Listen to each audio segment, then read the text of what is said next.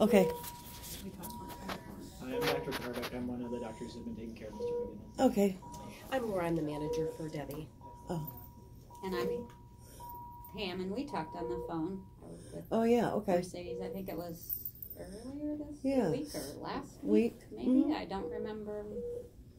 Sure, time's kind of fuzzy for you with everything going on. Yeah, it is. But it's been probably about a week and a half. Yeah. Okay.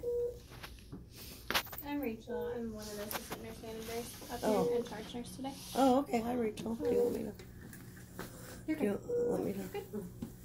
And I know there's been a lot of work you've been doing trying to figure out kind of what your dad can do when he leaves the hospital, and it's been a very difficult thing you've been facing trying to sort this all out.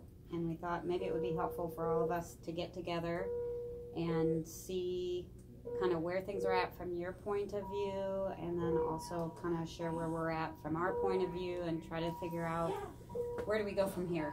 What did she say, Mercedes, when you called her today? The VA? Yeah. So they did confirm that your dad is care eligible for insurance. Okay. I mean, for VA coverage.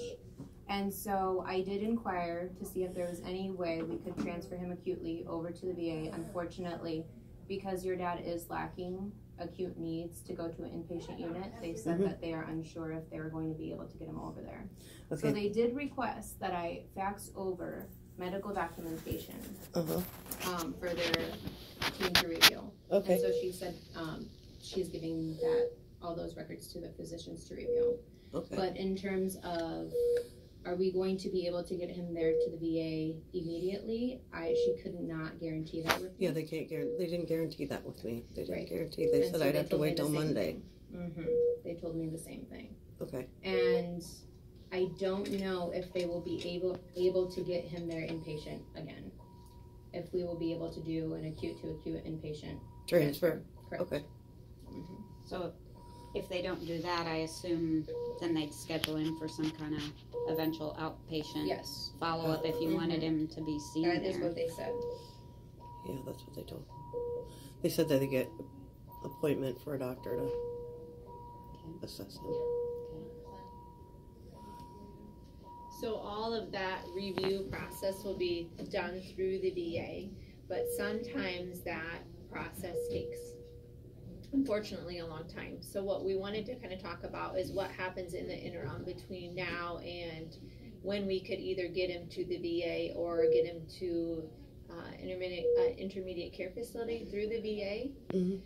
So wanted to talk to you about like home services, if we could help set up services through hospice or with the nursing that can help you at home, help with medical equipment. I can't do it by myself. I'm going to say that. I cannot do it by myself. I won't.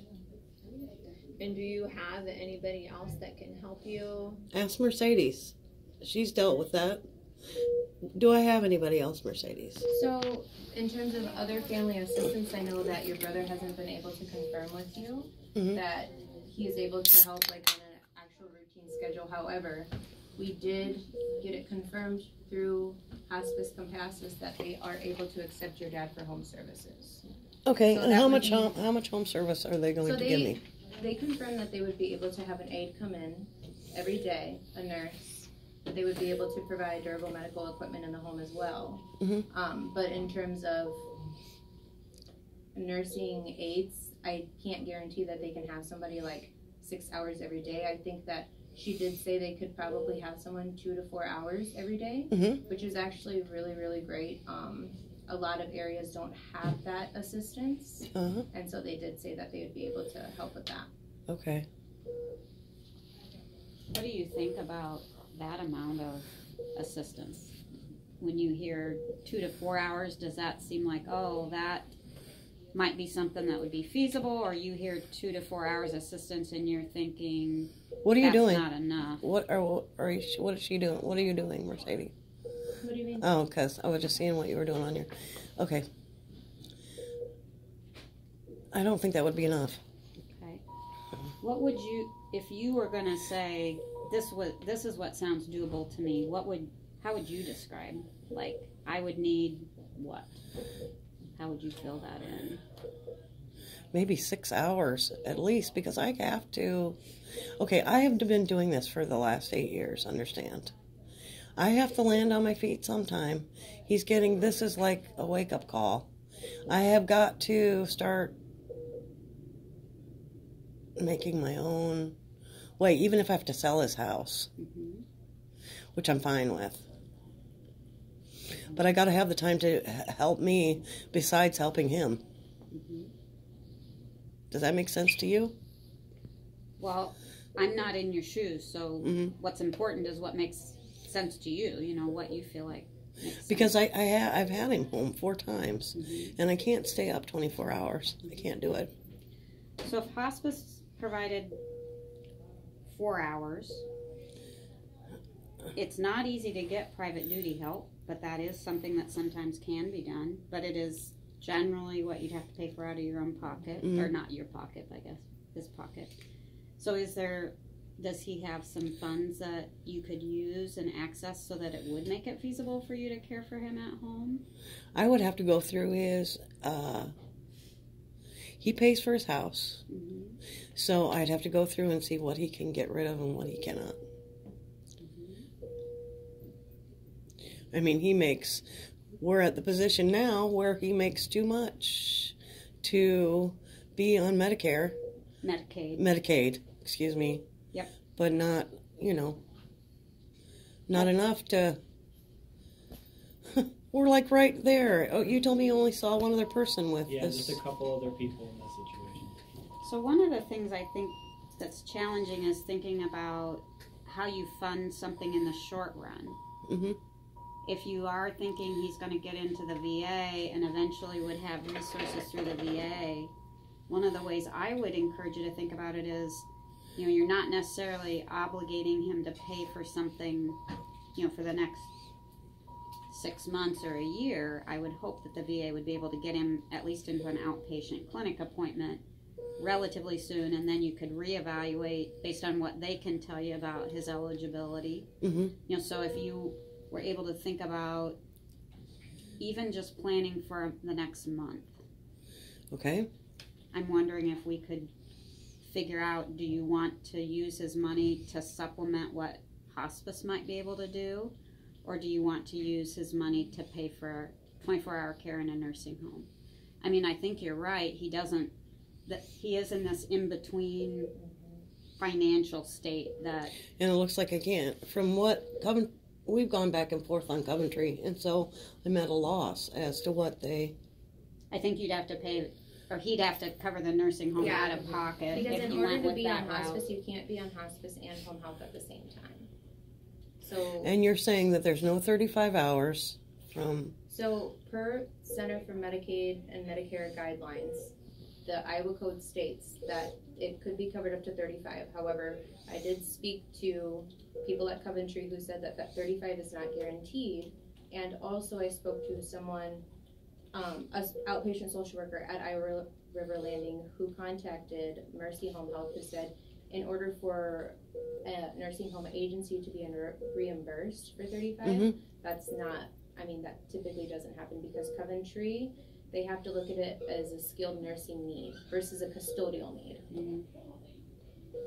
Okay. There's a lot of rules that aren't set up. He's one of these people that doesn't fit quite right into the puzzle.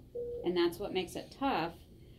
And, I think we're trying to help you look at what's feasible, not what's, we don't have an ideal solution here. I think we can only look at what's possible in the short run, and then get you from the hospital to maybe the next step, and that's to try to start accessing services through the VA and hope that their resource system is able to work.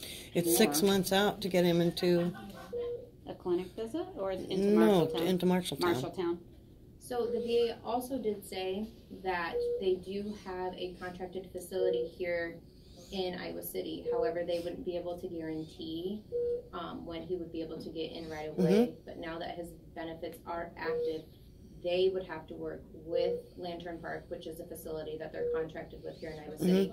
we can't work with Lantern Park because we're not the VA entity. We're not contracted with them, if that makes sense.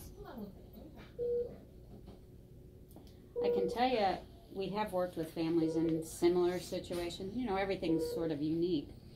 But what other families have done is made some decisions that they wish they weren't faced with. Sometimes people will go to a bank, borrow money against an asset like a house so they can pay for care. Sometimes they turn to other family members who are able to pitch in on a short-term basis. But you know, every family and every situation is unique, so we can't say, here's what you should do, Elizabeth. This would be the best solution for you. I mean, it is something you have to try to make the best decisions you can. But in many regards, making no decision and making no plan is also a decision, because I don't think that Medicare will pay for him to stay here much longer. And then the bill here would be far more than paying for some extra care at home or paying for, you know, on a short-term What if I'm not basis. there? What if I wasn't there? You mean, Who what would if you look to? Who would you look to make all these decisions? Every case is different, so we might contact the Department of Human Services. It's hard to hypothesize what we would do, because every case literally has its unique aspects that we have to analyze. And then Because based it's on just that- me. It's just me. I don't get help. I don't get help from my brother. I have a stepsister, but she's out of the picture. I can't help but notice that you have your phone out and it's being pointed at whoever's speaking. Well, because so I can show my sister and my brother. We have a policy, though, that we can't have any recordings of conversation. We can't record you and you can't record us. Okay. I'm doing this for my brother so that he can get an eye, because he's not here, and he's like, it's like you've got to show him what. But that's a hospital-wide policy we have. Okay, because that's the only reason I'm doing it, so that he can see and hear, if with his own 2 ears, what's going on here, so that he can't say, "Oh, you didn't tell me." I understand, but it's like above anyone in this room. It's hospital-wide. Okay. So I'd recommend that you stop recording. If you don't feel comfortable doing that, we have to get security involved, unfortunately. Really? Because my brother. Yeah, it's just hospital policy. We would get in trouble Oh. if we allowed it. All right, because I'm not doing it to be mean or anything. I'm just No, doing I it for my brother's, so he can get it.